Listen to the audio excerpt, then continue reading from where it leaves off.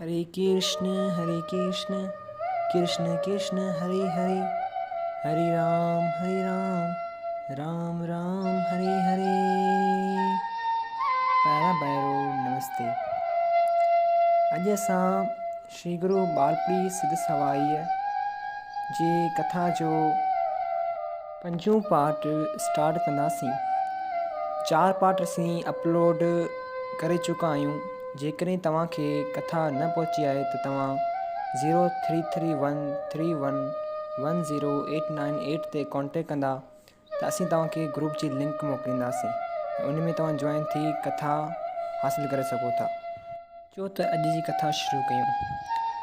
अॼु जी कथा में चमरूमल ऐं उन जी ज़ाल ऐं श्री गुरु बालप्री विच में जेको वाक़ियो थियो उन्हीअ जे बारे में असीं ॻाल्हाईंदासीं।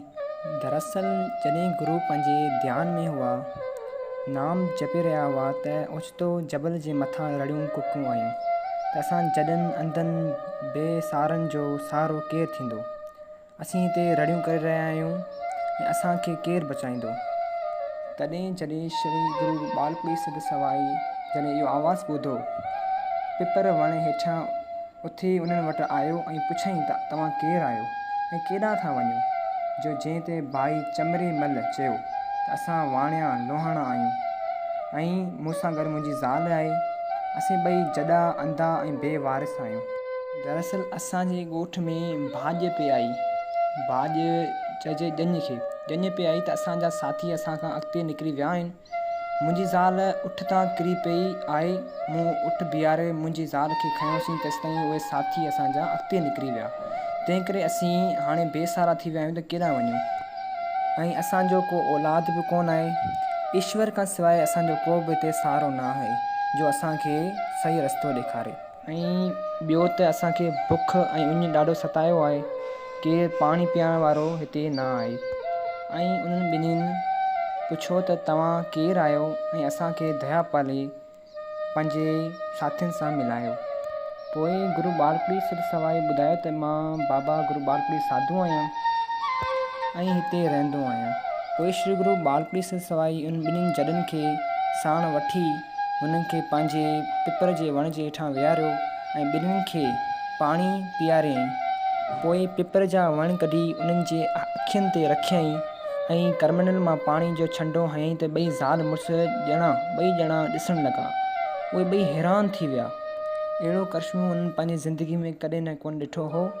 तंहिं करे हू गुरु साहिबनि जे चरणनि ते किरी पिया ऐं गुरुअ जा गुण ॻाइण लॻा। गुरु साहिब दया जा सागर हुआ। पाण चमरूमल ऐं संदसि ज़ाल खे उथारे अघोर ते वठी आयो जिते गुरु बालप्री साहिब जी बंशी लॻल हुई। उहा बंशी ॿाहिरि कढियईं त उतां पाणी जा फुआरा वहण लॻा। काफ़ी उतां पाणी निकितो ऐं हुन ॿिन्हिनि खे चयईं त तव्हां हिते सनानु कयो। सनानु करण सां ॿई जवान थी पिया। जिस्म जा सभु रोग उन्हनि जा मिटिजी विया। अॼु बि उहो अघोर पिपर खां 15 या 20 क़दमनि ते आहे। पोइ चमरूमल ऐं संदसि ज़ाल ख़ुशी विचां गुरू जा पेर चुमण लॻा, गुरू जा गुण ॻाइण लॻा, चवण लॻा त साईं तव्हां असां ते एतिरी मेहर कई आहे, असांखे औलाद बि ॾियारियो। तव्हां सिद्धनि जा सिद्ध श्री गुरु बालप्री तव्हां बलिहार वञा। तव्हां महिरबान आहियो। तव्हां सुपिंदड़ ॾींदड़ आहियो। तव्हां सभिनी जा दुख लाहींदड़ वारा आहियो। सदा संतोषी दयावान आहियो। ज्ञान जा भंडारी आहियो। सर्व कल्याणकार आहियो। अव्हांखे हिन धरती ते कहिड़ी शइ जी कमी न आहे। पोइ श्री गुरु बालप्री उन्हनि ॿिन्हिनि ते दया जो हथु कयो ऐं उन्हनि खे 7 पुटनि जे पैदा थियण जो वरदान ॾिनो। पर इहो तॾहिं थींदो जॾहिं आउं कुझु वचन तव्हांखे चवां थो, उन जो तव्हांखे अमल करणो पवंदो। पोइ ॿिन्हिनि चयो त साईं असीं हर हुकुम मञण जे लाइ तयारु आहियूं। तव्हां सिर्फ़ु असांखे दया करे पंहिंजे पुटनि ऐं पंहिंजे औलाद जो सुख मुहैया कयो। पोइ गुरु साहिबनि हुननि खे 2 ॻाल्हियुनि जो ख़्यालु करण जो तमामु चयो। पहिरीं त अघोर मां सनानु करे सरण ते सनानु कजो।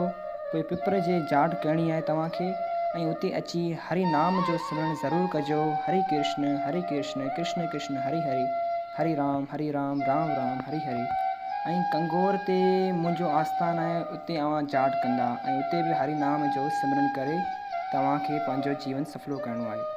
पोइ भाई चमरूमल वणायो त साईं कंगोर परे आई, अवां असां वटि हिते वञो, असीं हिते जा राकूं आहियूं ऐं असां एतिरो परे पंधु नथा करे सघूं। पोइ गुरु चमरेमल ऐं संदसि ज़ाल खे साण करे नहे मथां वठी आयो ऐं उहो हंधु ॾेखारियो त अवां मुंहिंजी समाधि हिते ठाहिजो।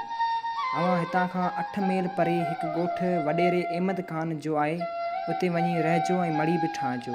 पोइ गुरु साहिबनि पंहिंजी सभिनी यात्राउनि जो चमरेमल खे ॿुधायो त मूं सोनमनारायण शहर में मुंहिंजी उते समाधि आहे, उते मुंहिंजी दुई आहे, तूं उते बि सैर करे अचिजांइ, उते मुंहिंजो चेलो रघुनाथपुरी वेठो आहे। चई श्री गुरु बालपीर साहिब नेपाल रवाना थिया।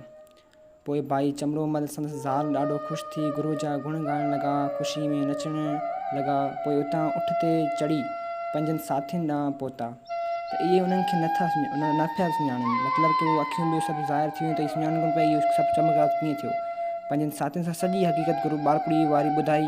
पोइ सभई गॾिजी घरनि आस्थान ते पहुता। वाक़ई सभु नज़ारा ॾिठा, जेको उन्हनि चयो हो उहो उन ते यकीन उन्हनि जो अची वियो। पोइ भाई चमरेमल गुरु जे वचननि जी पालना कई। बोल श्री गुरु बालपीर सिद्ध सवाई की जय। प्यारा भाइरो, जेकॾहिं तव्हांखे इहा कथा पसंदि आई हुजे तव्हां ज़रूरु शेयर कजो। ऐं हा, हिकु वेनती आहे त तव्हां सभिनी खे त मुंहिंजी भाणे जी 5 महीननि जी आहे, जेका हींअर हॉस्पिटल में एडमिट आहे। तमामु घणी तबियत बिगड़ी चुकी आहे, डॉक्टरनि थोरो जवाबु ॾेई चुको आहे। तव्हांखे वेनती थी कजे त उन जे लाइ अरदास कजो, गुरु हुनखे तव्हां सिहत अता करे। ऐं हा, पंहिंजे ॿारनि खे हरि नाम जो ज़रूरु जाप कराइजो। हरे कृष्ण कृष्ण कृष्ण हरि हरि, हरे राम राम राम हरि हरि। धन्यवाद।